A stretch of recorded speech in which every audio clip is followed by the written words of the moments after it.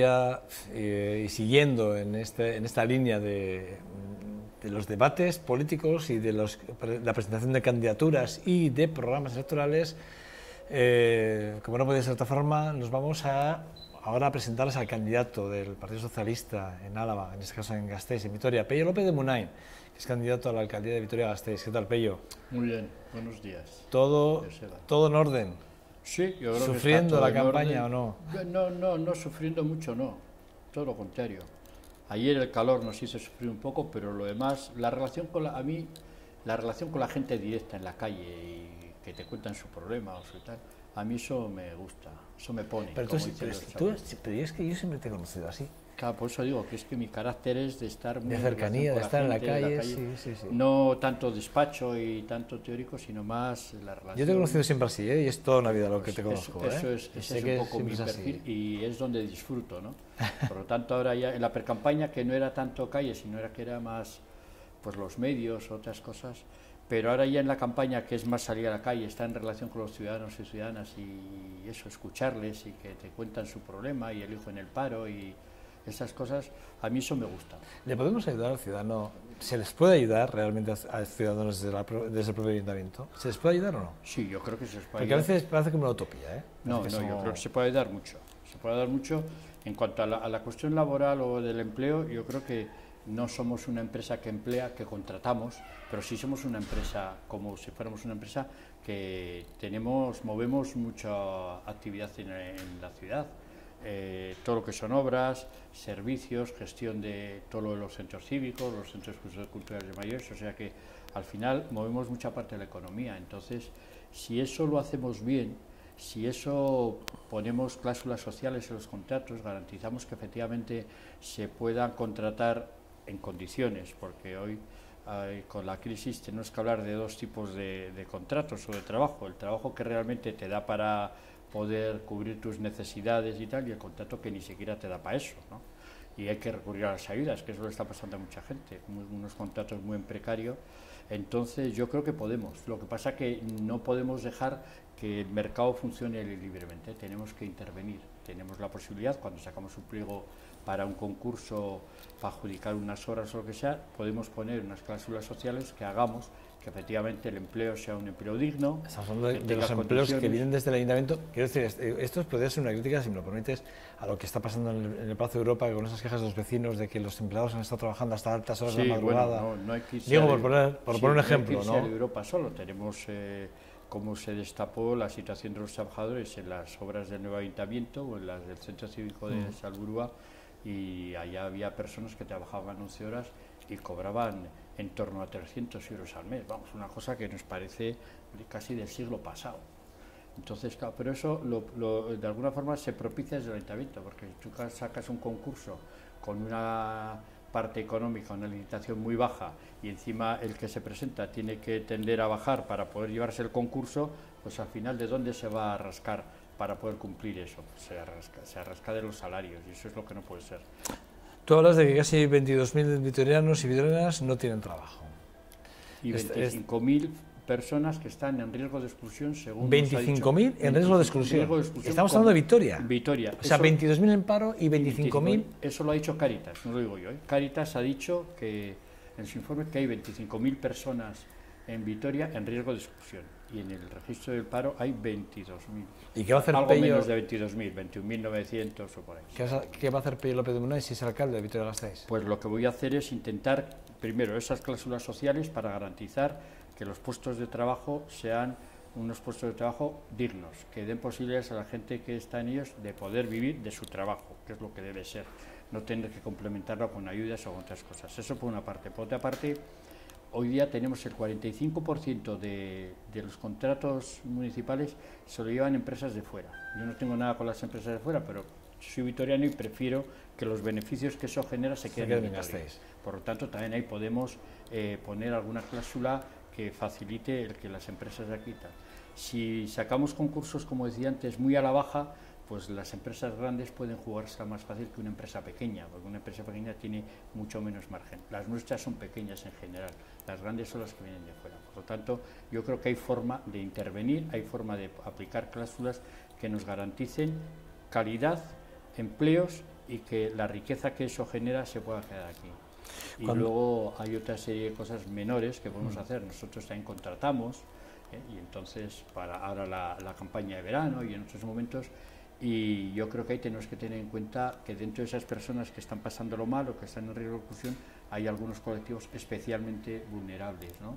Los mayores de 45, parados de la graduación, mujeres de familias monomarentales o monoparentales, jóvenes. O sea que tenemos ahí varios colectivos que también tenemos que intentar irles sumando.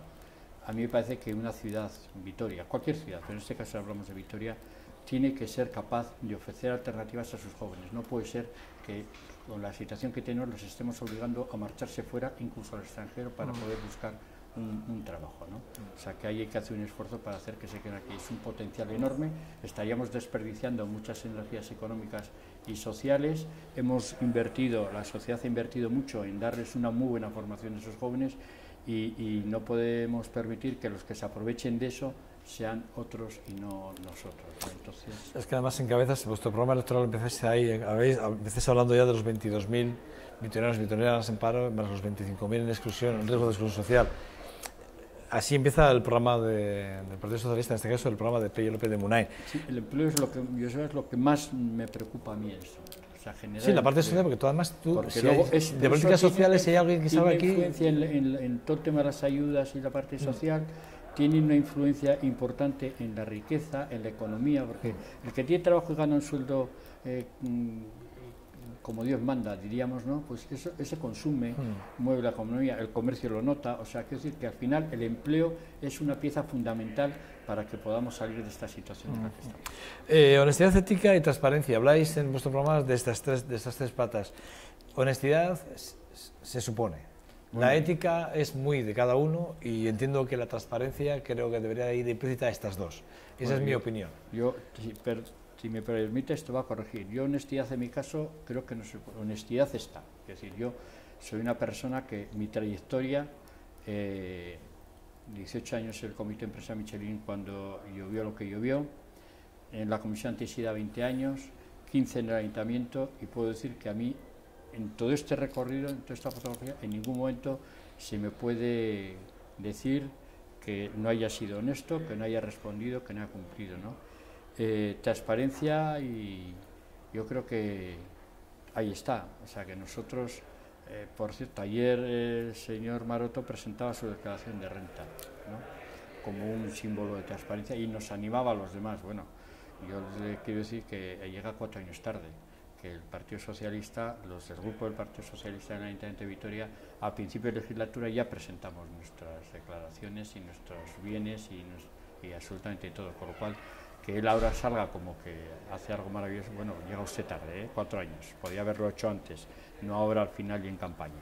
Entonces nosotros ahí hacemos nuestra declaración al empezar en el Ayuntamiento, se ha colgado en la página web del Ayuntamiento, hacemos nuestra declaración al salir del cargo, lo mismo pasa en el partido, tenemos nuestros compromisos de transparencia y hacemos nuestra declaración que está colgada en la página web del partido, o sea que transparencia, pues ahí está, ¿no? ¿Qué más transparencia que esa fotografía? Entonces, yo creo que por ahí, yo por lo menos no tengo ningún problema. Cuando, claro, fíjate que 4 años lleváis, tú vienes además de estar 4 años también ya de gobierno, 4 años después. La sensación que tenemos los ciudadanos es que lo que hace un gobierno, el otro lo tiene que deshacer, y en medio de todo esto se pierde muchísimo dinero, ¿no? Es decir, un gobierno toma una decisión, viene otro, revoca esta decisión y todo lo que se ha invertido anteriormente no vale para nada. ¿Por qué ¿por qué tenemos la sensación de que con el dinero ajeno es fácil gobernar? ¿Por qué tenemos esa sensación los ciudadanos? Yo tengo esa sensación. Bueno, es una sensación. Yo no sé si es fácil o más o menos fácil. Depende de la responsabilidad de la persona. A mí, yo creo que gasto más alegremente lo mío que lo de los demás. O sea, que yo me lo pienso 3 veces cuando no es dinero mío, es dinero público. Yo creo que el problema y es un problema, porque parece que al final no avanzamos. O sea, hay uno que está gobernando y plantea una actuación. Esperanza está ahí, Esperanza, una buena amiga mía, te saludo. Hay una buena situación y él plantea lo que quiera plantear, pero el problema es que no se busca el consenso. Si no buscas el consenso, cuando viene el siguiente, lo que has planteado o todavía no has iniciado, o incluso si has iniciado, pero no con el acuerdo y el consenso de todos, pues lo que va a hacer es intentar cambiarlo. Yo creo que lo fundamental en todo lo que un ayuntamiento haga tiene que buscarse el consenso, el acuerdo de todos, y entonces la cosa irá para adelante independientemente de quién esté. Si el que consensa el que entra en el consenso respeta, porque no tenemos que olvidarnos que, por ejemplo, el tranvía, había un consenso en la legislatura anterior con un recorrido, en ese consenso estaba también el Partido Popular, y en cuanto llegó al ayuntamiento planteó otro recorrido, rompió el consenso. Entonces, claro, así no se juega. O sea, hay unas normas, hay que respetarlas, hay que buscar el consenso, pero una vez que se ha llegado al consenso, eso tiene que llegar al final. No puede ser que cuando cambie, porque al final la ciudad no avanza. Estamos permanentemente y dices, ¿cuánto tiempo nos está hablando de la estación de autobuses? El tranvía se planteó en la época cuerda, se deja, luego se retoma. Así no es forma de avanzar.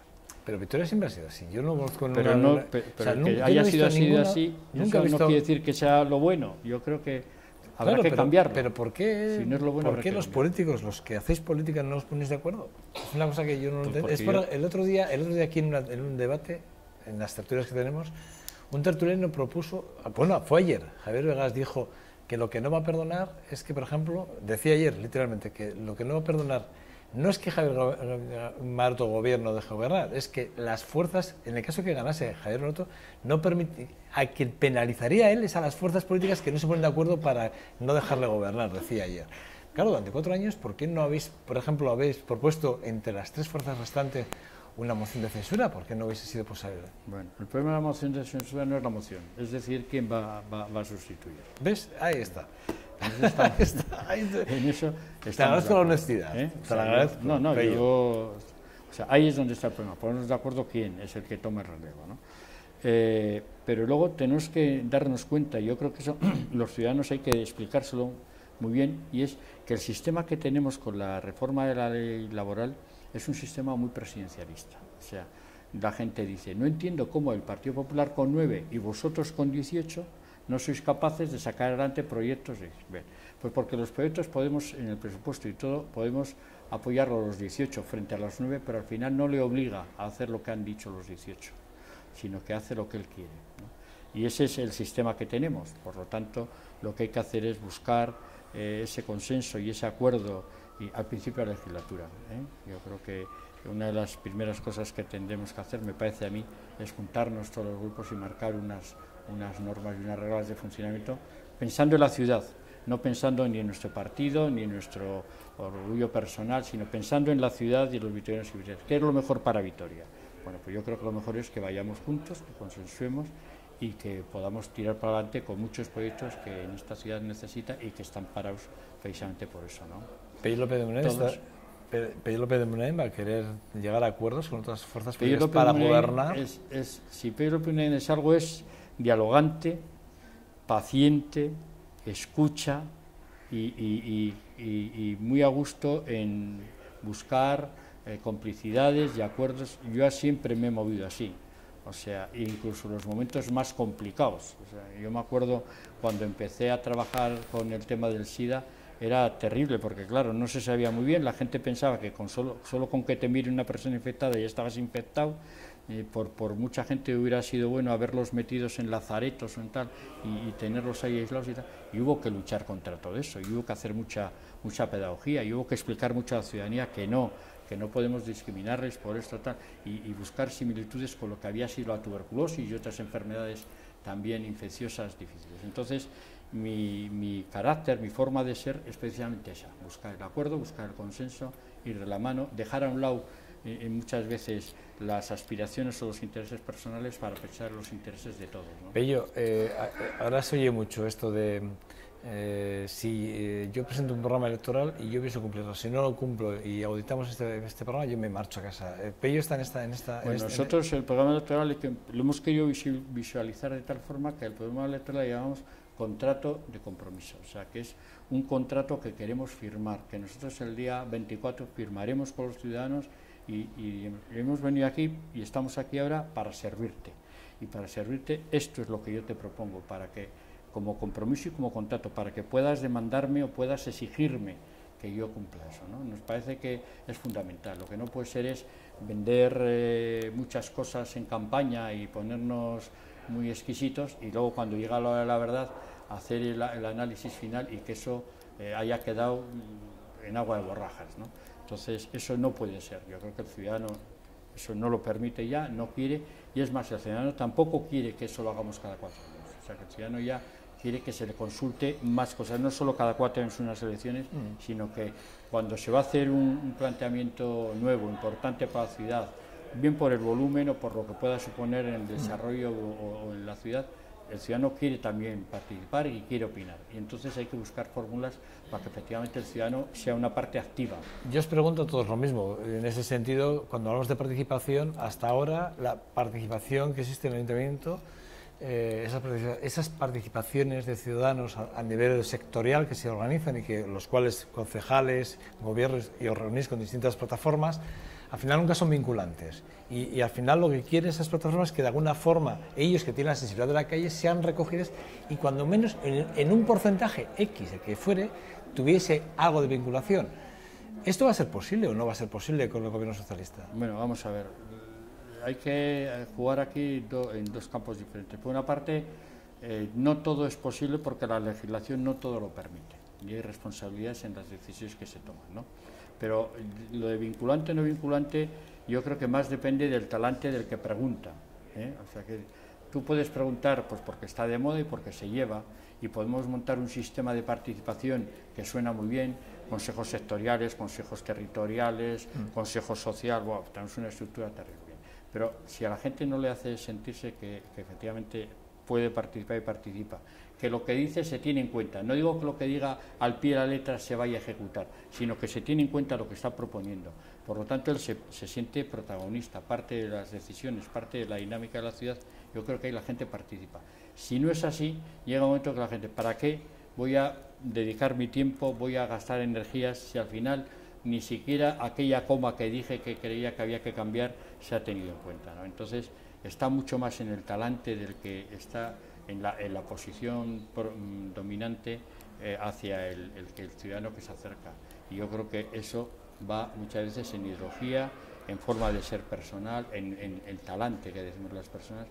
Y eso, entiendo que sí. Quiero decir que Pello López de Munain sí va a tener en cuenta y sí que va a estar en esa línea. De hecho, me alegra oírlo, decir que gran parte del contrato programa del que te estoy hablando es producto de cantidad de sugerencias, contactos con asociaciones de vecinos, porque claro, yo, aunque me presente alcalde, como tú comprenderás, yo no conozco el banco de la esquina de no sé dónde que necesita cambiar, o la calle que está llena de baches, que no sé, puedo conocer algunas, pero luego no me conozco toda la ciudad. Pero sí que tengo una red de gente que está en asociaciones de vecinos, claro, que está en otro tipo de movimiento ciudadano, que te transmiten. Entonces, en el contrato programa nuestro hemos recogido una gran parte de todas esas. Yo estoy muy agradecido, efectivamente, que haya ciudadanos preocupados por su barrio, por su zona, y que se toman la molestia de transmitir aquello que ellos detectan de aquellas necesidades. Habláis de participación, solidaridad y justicia social, y la primera pregunta que os planteéis en el programa es ¿crees que los impuestos municipales deberían de ser más justos? Pregunta que te hago, que te traslado, que es vuestra. Los impuestos municipales y los impuestos en general, lo que tienen que hacer son necesarios. Eso hay que partir, que si no hay impuestos, si no hay recaudación por parte de las instituciones, difícilmente podremos cambiar una farola o poner una baldosa. O sea, los impuestos son justos. Lo que hay que hacer es que los políticos, lo que tenemos que hacer es devolver a la ciudadanía lo que ellos nos pagan en impuestos, devolverlo en servicios, devolverlo en tal, ¿no? Entonces, los impuestos han de ajustarse, lógicamente, a las posibilidades económicas de los ciudadanos, en todos los sentidos. Ahora mismo estamos hablando de coronación para hacer una intervención de rehabilitación del barrio, claro, por eso habrá gente que pueda y gente que no pueda, y habrá gente que pueda, económicamente hablando, un poco más o un poco menos. Todo eso hay que ajustarlo. Claro que es bueno hacer la intervención en coronación, seguro que va a quedar mucho mejor para los ciudadanos, pero hay que tener en cuenta eso, no podemos hacer tabla rasa, ¿no? O sea que los impuestos, para que sean justos, tienen que adaptarse a las posibilidades de las personas y de las familias. Habláis también de las ayudas municipales. Hace poco habéis tenido esa comisión con el tema de las AES. Tú has presidido esa comisión y habéis sacado unas conclusiones. Realmente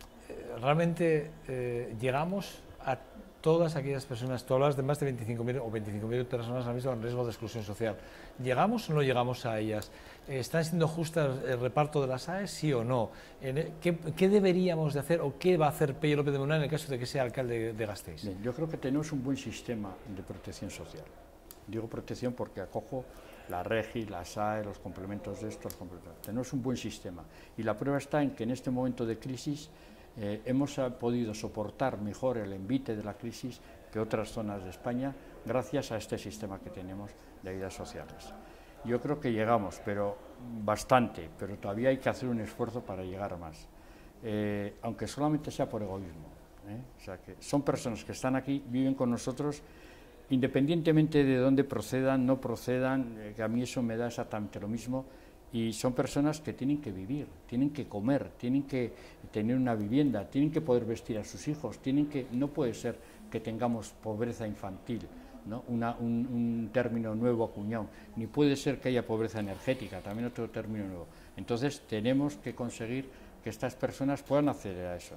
Son personas, los que han venido de fuera han venido a trabajar, y resulta que cuando se las daban como que esto iba a ir muy bien, de repente se encuentran que llega la crisis y ya no hay trabajo. Lo que no puede ser decir, bueno, ahora como ya no nos hacéis falta, vale, iros a vuestro... No, tenemos que seguir manteniéndoles, tendrán primero sus derechos de paro, etcétera, pero luego tenemos que mantenerles con las ayudas. Y tenemos que mantenerles porque volverá a haber trabajo, no sé si tanto, o mejor, o peor, o en las mismas condiciones, y volverá a haber trabajo para estas personas, y volverán a trabajar, y volverán a cotizar, y volverán a ser parte activa de la sociedad, como lo han sido cuando han tenido trabajo. Por lo tanto, yo creo que las ayudas tienen que dar respuesta a todas las personas que están viviendo con nosotros y que están pasando dificultades y que inevitablemente tienen que comer y tienen que vivir. Hay una parte de las ayudas sociales que se dice, y las ayudas sociales mitigan mucho la parte de robos, porque claro, la gente, si uno no tiene para comer, pues tendrá que ir a robar un bocadillo, es que tiene que comer, es que todavía no se ha inventado el sistema para vivir sin comer, ¿eh? Por lo tanto, tenemos que hacer si no queremos tener una sociedad en esas características, tendremos que seguir manteniendo. Y yo creo que podemos hacerlo, ¿eh? O sea que con los impuestos que pagamos y si fuera necesario incrementar algo los que más tienen, etcétera, etcétera, podemos dar respuesta a estas necesidades. Habláis de personas, derechos y aspiraciones y habláis, hacéis una apuesta por una Vitoria violeta.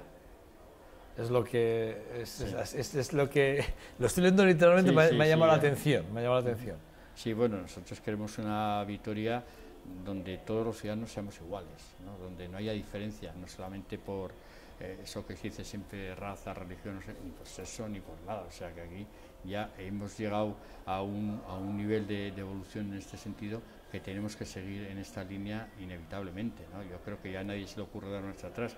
De hecho, cuando se habla de otras culturas donde la relación con las mujeres es diferente, nos sale un poco de sarpullido, ¿no? Porque no estamos. Por lo tanto, queremos apostar también por esa línea. Se hicieron varias propuestas con el tema de los desahucios, me consta, ¿no? De incluso no trabajar con los bancos o cajas, que ahora ya bancos, ¿no? Que estuviesen desahuciando. Pero no da la sensación de que se haga nada, ¿no? Es decir, sí se toma una decisión, pero bueno, ¿quién le dice a Kutxabank no vaya a trabajar con Kutxabank? Pues eso habrá que decirlo. Si Kutxabank no adopta... Digo, porque lo habéis dicho todos los partidos, sí, pero resulta que el Ayuntamiento sigue trabajando con Kutxabank, por ejemplo, se me ocurre. Eso habrá que hacerlo. Yo creo que no hay que tener miedo. No pasa nada. O sea, que decir que si el Ayuntamiento, los que están gobernando el Ayuntamiento tienen unas convicciones, por muy fuerte o muy no sé qué sea el que tienes enfrente, pues son las convicciones. Y si los ciudadanos están puestos ahí y tú has ido diciendo, oye, si pasa esto, yo voy a hacer esto, no tienes que tener ningún complejo en hacerlo, ¿eh? Y si hay que cambiar de banco, pues se cambia de banco. Que cualquier ciudadano cambia de banco y el Ayuntamiento puede cambiar, o otras cuestiones, ¿no? Tenemos algunas cuestiones que efectivamente con las eléctricas también tenemos que ser más sostenibles, con la pobreza energética, con el tema del agua, ahí podemos hacer gente que no puede pagar, o sea que hay varios frentes en los que podemos trabajar para echar una mano a la gente y no tenemos que tener ningún complejo, Pello, hablar del agua, hablar de la pobreza energética en un momento determinado, da la sensación de que desde el ayuntamiento no se ve, no saca, quiero decir, implementar en 50 euros, ¿no? Lo de la propuesta del alcalde Javier Maroto, que en su día vendrá y nos lo explicará y explicará el porqué de ese concepto, ¿no? Como candidato además ya a la alcaldía. Pero yo me pregunto, y es que acabas de decir algo que me ha parecido súper interesante, Anvisa es la empresa que gestiona nuestras aguas. ¿Es realmente, nosotros podríamos hacer algo ahí con la gente que realmente no puede pagar el agua? Sí, de hecho yo en esta legislatura que acaba, que soy consejero de Anvisa, he participado en el Consejo de Administración varias veces haciendo propuestas para que la gente que no puede pagar el agua no se le corte, porque al tercer aviso se te corte, para que no se le corte el agua, para que se siga manteniendo el. Claro que se puede hacer, y ya digo, yo he hecho propuestas, lo que pasa es que el Partido Popular no ha hecho. Mira, me hace mucha gracia lo de los 50 euros de Maroto para los. Se han presentado varias propuestas, no solamente por nosotros, sino también por otros grupos en el Ayuntamiento en esta legislatura, para intentar mitigar el problema de la pobreza energética. El PP sistemáticamente vota en contra y ahora sale con esto, ¿verdad? Y ahora sale con esto, ¿y por qué ese colectivo? Si ese colectivo no es el que peor está, pues porque ese colectivo son muchos y votan muchos. Para mí esa es la lectura. No es el que peor está porque cuando una persona tiene una pensión baja, el sistema de protección, o sea, la REGI, le va a complementar hasta algo por encima del salario base. Sin embargo, una persona que no es complemento de pensiones, la REGI va a ser el 80% del salario base, o sea, que ya les vamos a complementar por encima de lo que cobra un trabajador de comercio, que generalmente están en el salario base. Sí, entonces, parece que si efectivamente está preocupado y sensibilizado con este tema, también tendría que hablar de otros colectivos que están peor, que pueden estar los pensionistas, que ya se les complementa, ¿verdad? Lo que pasa es que es un colectivo grande y vota. Cultura, la cultura. ¿Qué hacemos con la cultura? Nos hemos cargado absolutamente todo. Bueno, se han cargado. Nos hemos cargado. Cada uno que asuma su. Bueno, yo digo hemos porque al final todos, incluso la parte de la cultura, también hemos hecho lo nuestro para que igual no lo hemos hecho bien tampoco. No, lo primero que hay que hacer es crear el Departamento de Cultura, que ha existido toda la vida y el Partido Popular se lo ha cargado. A su servicio. Eso es, un departamento que tenga el peso específico que tiene que tener la cultura, importante, y recuperar algunos programas y lanzar programas nuevos. O sea que todos estábamos orgullosos de lo que era Montehermoso, con su proyección que había adquirido con Araquis, el que estaba de gerente, etcétera, etcétera, y llegó Javier Maroto y se lo ha cargado. No sé muy bien para qué, porque en ese momento Montehermoso está ahí, que no sé realmente qué es lo que querían hacer con él, ¿no? Como no hacen lo del café Anchoquia, pues ahí están manteniendo un poco ese servicio de cultura, de control, de vigilancia del euskera, pero realmente no para la capacidad que puede tener un espacio como ese no se lo están dando. Vosotros habláis además de creatividad y talento. Claro, es que hay que potenciar la creatividad y el talento, porque eso es lo que va a hacer que Vitoria vaya adquiriendo. O sea, nos hemos fijado mucho en cuanto a la cultura en hacer grandes infraestructuras. Yo creo que antes de plantearnos hacer grandes infraestructuras de cultura, lo que tenemos que hacer es mucha pedagogía, mucha educación y mucho sensibilizar al ciudadano. Que el ciudadano sienta la cultura, que participe en los eventos de cultura, que se vaya formando y que sea personas críticas, porque a mí me parece que en la cultura es muy importante ser crítico, porque eso hace avanzar la cultura, y eso hay que hacerlo, eso es previo. O sea, podemos tener una sala de exposiciones maravillosa, pero si no hemos hecho esa labor, pues probablemente abramos las puertas y sean muy pocos o casi ninguno que la visite, ¿no? Pello, ¿cuál es el proyecto? ¿Cuál es el proyecto de ciudad que quiere Pello? Así, en grandes titulares. El proyecto de ciudad que quiere Pello es un proyecto de ciudad donde sea una ciudad de oportunidades, en primer lugar. O sea, que la gente no tenga que marcharse fuera, sino que la gente en su ciudad, donde ha nacido o donde ha venido y donde está viviendo, encuentre lo que necesita. Ciudad de oportunidades.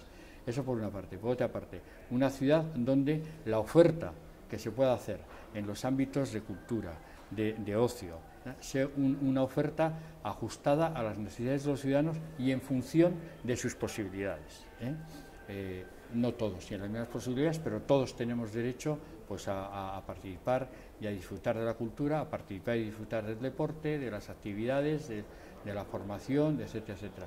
Y ese es un empeño del Partido Socialista, y conseguiremos hacer una ciudad más igualitaria, una ciudad de oportunidades, una ciudad acogedora, una ciudad igualitaria, y eso sería un poco el modelo nuestro de ciudad hoy día, no una ciudad de desigualdades. No tenemos grandes proyectos, no tenemos macroproyectos constructivos, ¿verdad que no? No es el momento, yo creo que no es el momento por la situación económica, es el momento de los recursos que tenemos, que no son muchos, pero tenemos, dedicarlos a lo que realmente en ese momento hace falta. En ese momento hace falta apoyar a los ciudadanos, generar empleo, generar ayudas para aquellos que no tienen acceso al empleo, etcétera. Y los grandes proyectos, esos llegará el momento, pero eso no quiere decir que renunciemos a hacer cosas. Quiere decir que el tranvía, bueno, yo creo que hay un consenso generalizado de que el tranvía es un buen sistema de transporte. Hay que crecer. Y hay que crecer. Podríamos haberlo hecho porque había un consenso. En la anterior legislatura se llegó a un acuerdo en cuanto a por dónde crecía ahora, y Javier Maroto, que estaba en el consenso, llegó y lo rompió y sale planteando otro recorrido. Bueno, ahí hay que trabajar el consenso, lo que decía antes, si consensuamos, si estamos dispuestos a respetarlo, avanzaremos. Entonces hay que trabajar el consenso, hay que auditar el transporte público, cada X tiempo, nosotros planteamos cada año, me parece, pues porque es cambiante los usos, y tenemos que conseguir que sea un transporte sostenible, que sea un transporte que dé realmente respuesta a las necesidades de los ciudadanos y que no interfiera excesivamente en la vida cotidiana y que anime a dejar el coche privado, ¿no? Entonces ahí estamos, eso será, pero grandes proyectos en este momento creo que ni por recursos ni por la situación general podemos meternos en envergaduras de ese tipo cuando hay otras necesidades que cubrir y los recursos, como siempre, son limitados. La política de movilidad, no te voy a preguntar por la política de movilidad, porque si te pregunto por la política de movilidad me voy a enfadar yo mismo, porque solo veo lo que pasa en la calle de los Serrán, y automáticamente yo cada vez que paso por ahí, que no soy el único, a Dios gracias, porque antes me veía como bicho raro, pero ya no me veo como bicho raro, pero cada vez que pasamos por allí, y me acuerdo que es un acuerdo y un consenso absolutamente de todos los partidos políticos, el que habéis dejado que se puede hacer ese tipo de atrocidades, a mí me parece que es una atrocidad, personalmente. Una atrocidad, pero porque creo que además, bueno, el coche hay que desterrarlo, hay que intentar, pero una cosa es dejar o desterrar el coche y otra cosa es eso, que me parece, vamos, no sé. Yo no sé cómo habéis permitido que eso sea vamos a ver. Sinceramente. Permitir con matices.